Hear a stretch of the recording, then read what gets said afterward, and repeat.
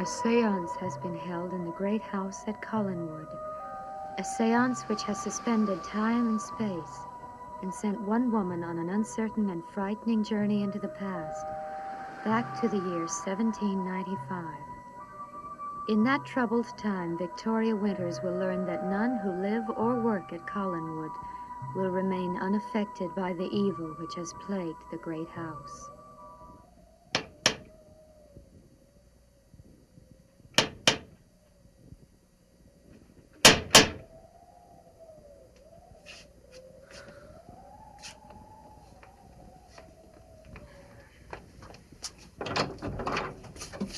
Excuse me. Who are you? My name's Peter Bradford. I'm looking for a man named Ben Stokes. You should have gone round back to the servants' quarters. I'm sorry, I'm not familiar with all the entrances to this house. Ben is not here now. Do you know where I might find him? He's at the cemetery at Eagle Hill, digging a grave for Josette Collins. Thank you. Miss, Are you going to the graveyard to look for Ben? Yes? You have a kind face. May I impose upon you to ask a favor? What is it? If, on your way to the graveyard, you chance to meet my cousin, Barnabas Collins, will you ask him to come to me? It is most urgent that I see him. Barnabas Collins? You see, the family is keeping me from seeing him. Why is a complete mystery to me. Barnabas Collins is dead. Dead? What a silly thing to say. Barnabas dead.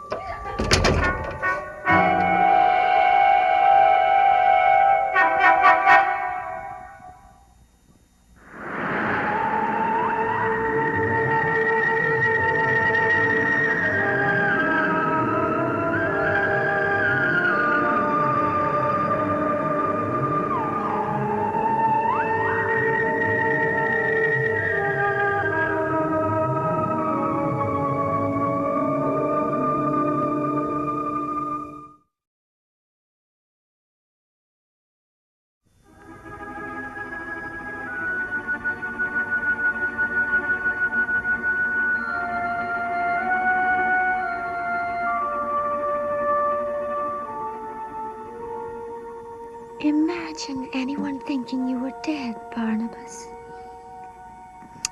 What an absurd young man. He must have been trying to frighten me.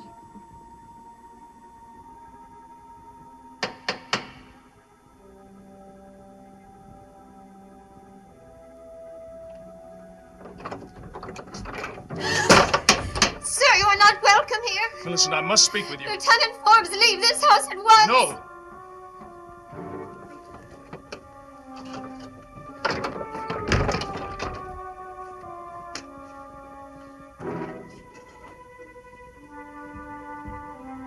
Millicent, I'm not leaving until I've said what I have to say.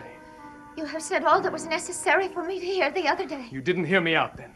If you do not leave here, I shall be forced to summon my cousin. Millicent, why won't you listen to my explanation? I'm not obliged to answer any of your questions. After all that we've meant to each other, I think you are. You think I am still the innocent, gullible creature you lied to and deceived. I've never thought of you that way. But that is not so. I have been awakened to the facts of life. Listen, I have always been and still am sincere in my love for you. Now, above all else, you must believe that. You are right, of course, in your opinion of me.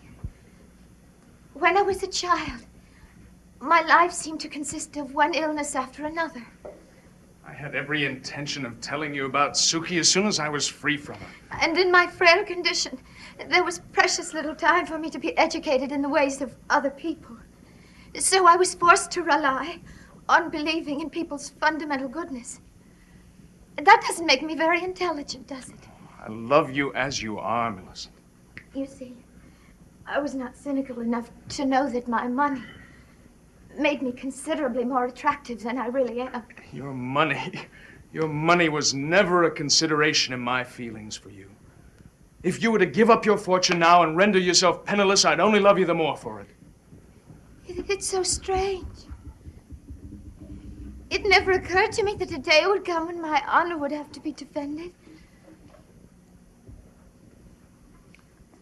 What are you talking about?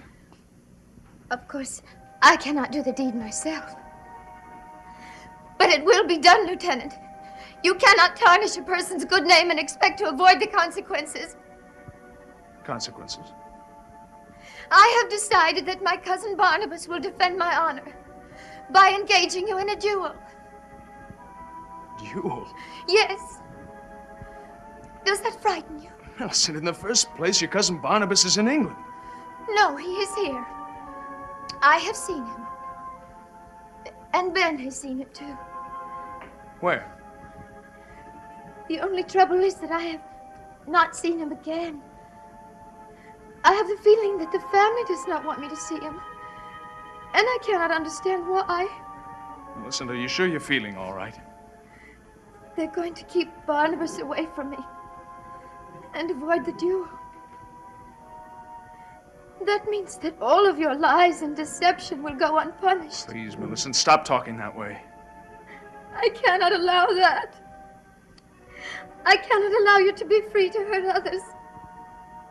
If no one else will defend my honor, I shall do it myself. Millicent! I'll kill you myself! You know what you're doing! I hate you! I hate you! Stop I it! hate you! Millicent!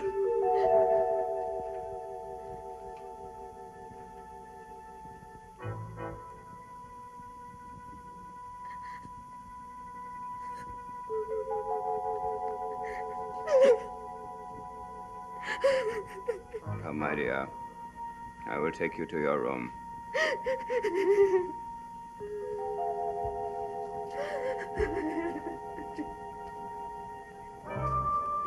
You will remain here, Lieutenant. I have something of considerable importance to discuss with you.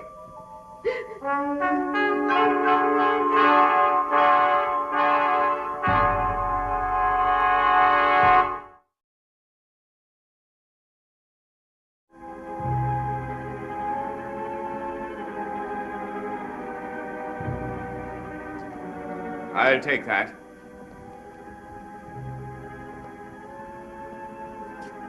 It was fortunate for you that I came in when I did. She could have killed you with this. Yes, I know. Allow me to inform you that if she had, your loss would not have been missed by a single member of this family. I see. She's told you. She's told me everything, Lieutenant. She couldn't have done that because she still doesn't know the whole story. There's a very good reason why I didn't tell Millicent I was married. And what is that? I was afraid of hurting her. It never occurred to you that you would hurt her even more by not telling her. Mr. Collins, my marriage was a very unhappy one. Suki and I were both anxious to end it. In fact, Suki had come here to tell me that her attorney was in the process of preparing the papers necessary to free us from each other. How very convenient of you to say this, since you no longer have a wife to contradict it. I swear it's true. There is also a matter of extreme interest to me. Why your wife died. What do you mean? I mean, you had everything to gain if she died suddenly, didn't you? Mr. Collins, what are you implying? I'm not implying anything, sir. I am saying that you had reason to do away with her. The question is, did you? I don't know how you can even think such a thing. Taking your character, or lack of it, into consideration, it's perfectly easy. You were after Millicent's money. The only thing that stood in your way was your wife. She was opposed to letting you free, and so you strangled her. I swear I did not kill Suki. Now, you must believe that. I admit that I hated her, but I never could have killed her. Then perhaps you can explain several things that make no sense whatsoever. I don't know. I'll try. Your wife came here to let you know that you would soon be free of her. Why did she find it necessary to pretend that she was your sister? I met Suki in the village the night before she came to Collinwood. I told her I was in love with someone here. We both agreed that I shouldn't tell Milicent who Suki was until after the marriage had been dissolved. What was your wife doing in the old house the night she died? I asked her to meet me there. Why? There were certain things that we had to discuss that we couldn't talk about here. That is what? We still hadn't decided on the terms of our settlement. So you talked to her at the old house and you just found out that she was not going to settle on your terms. No. She realized that you were going to marry into a fortune and she wanted what she thought was her fair I share. didn't even get a chance to talk to her at the old house. She was already dying when I got there. Are you sure? I told you I did not try to kill Suki. Now what must I do to convince you of that? Nothing really. The fact is, I believe you. I believe that you lack even the coarse type of courage required to murder someone. That does not absolve you from the way you have treated Milicent. Mr. Collins, I honestly love Milicent. Forbes, you are too much of a swine to love anybody but yourself. You have violated a good name of my family, and you will not go unpunished. Mr. Collins, you've misjudged me. Be quiet and listen to me. I have every intention of reporting your outrageous conduct to the Navy Department. I trust that they will be as interested to avoid a scandal as I am and will act accordingly. From this moment, you are not welcome in my house or on any of my property, including the property at the shipyard. But my official duties require me to be at the shipyard. That is the problem of the Navy, not mine. I give you fair warning. If you are found anywhere at any time on my property, you will be shot on sight. Goodbye, Lieutenant. Mr. Collins, you're making a very I great said mistake. goodbye.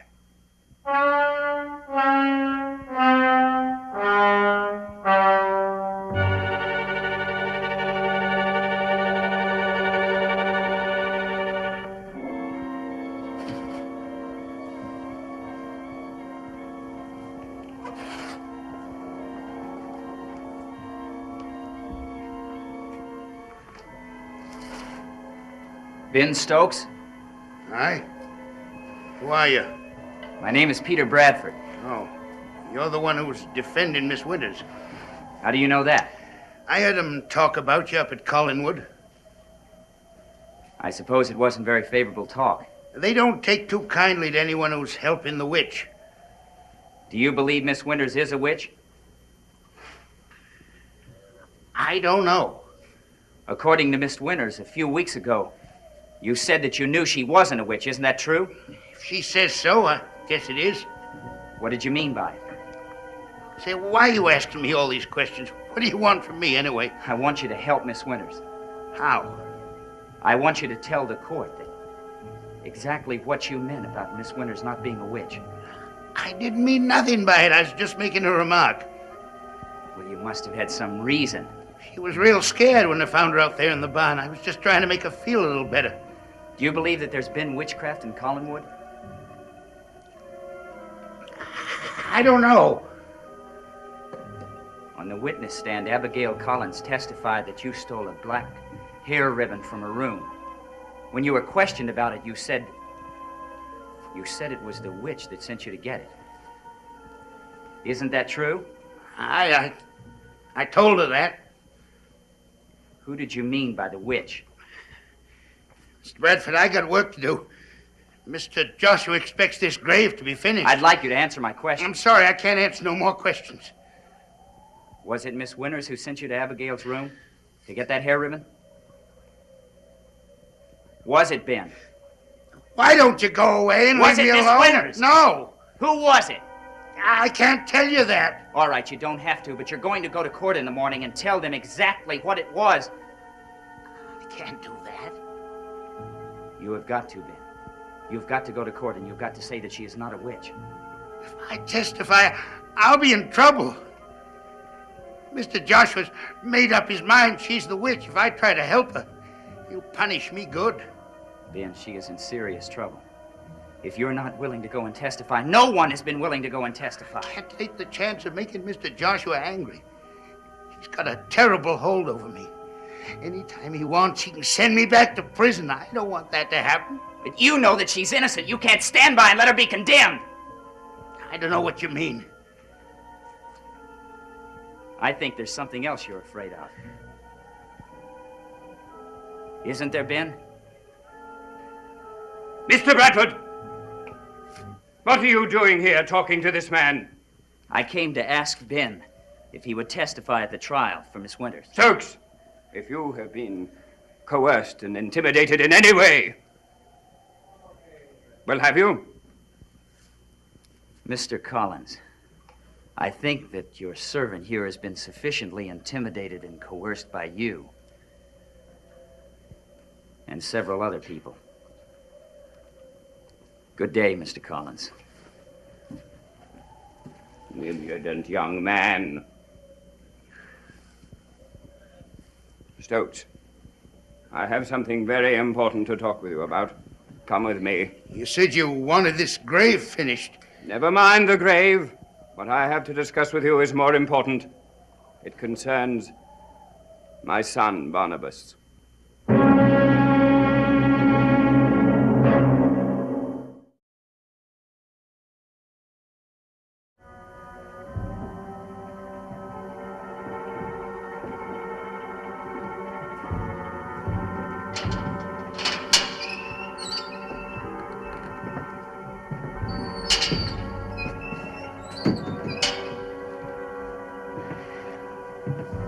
Before we begin, Stokes, I think you should be cautioned that everything I'm about to say is to be kept in the strictest confidence. Do you understand that? Aye. Very well, then I will get to the point at once. Several disturbing facts concerning my son's death have been brought to my attention. What kind of facts? Strange as it sounds, a number of people are convinced that they have seen Barnabas wandering through the woods and in the graveyard at night. But that ain't possible, sir. Mr. Barnabas is dead. I know, but there must be an explanation for what these people saw. Sir, the night can play tricks on people's eyes. Sometimes they see things that ain't really there. I would readily accept that explanation, Stokes, were it not for the most devastating piece of evidence of all, which I have witnessed with my own eyes. What was it? Several nights ago, I had an occasion to come to the mausoleum. I went into the secret room, and I opened my son's coffin. You opened it? Yes. And do you know what I discovered, Stokes? Why, no, sir. I discovered that my son's body was gone. The coffin was empty. Mr. Joshua, I don't understand. What could have happened to it? I was hoping that you could. Tell me. How would I know? I ain't been near the mausoleum since the day Mr. Barnabas was buried. You're lying! You've been seen lurking about here many times since then. What is it for? What are you up to? Nothing, sir. Nothing at all. A person doesn't frequent a mausoleum or a graveyard for the sheer pleasure of it. Why have you come out here? I ain't got no reason, except it's peaceful and quiet. I like to get away by myself after a hard day's work. Several nights ago, Miss Millicent encountered you here, and she told you that she had seen Barnabas. Mr. Josh, I swear to you, I don't know what this is all about. The only reason I can think of is people have been imagining things. Are you suggesting that I imagined an empty coffin? No, sir. I don't believe the coffin was empty. It don't make sense. A dead body don't just get up and walk away. Very well. I will prove to you that it was not my imagination. Come with me. What are you going to do? First, I'm going to show you that it was an empty coffin, and then you will start answering a good number of questions. No, I don't want to look inside it. I don't want to see it. There is nothing to be frightened of, Stokes. I assure you that there is no body in the coffin.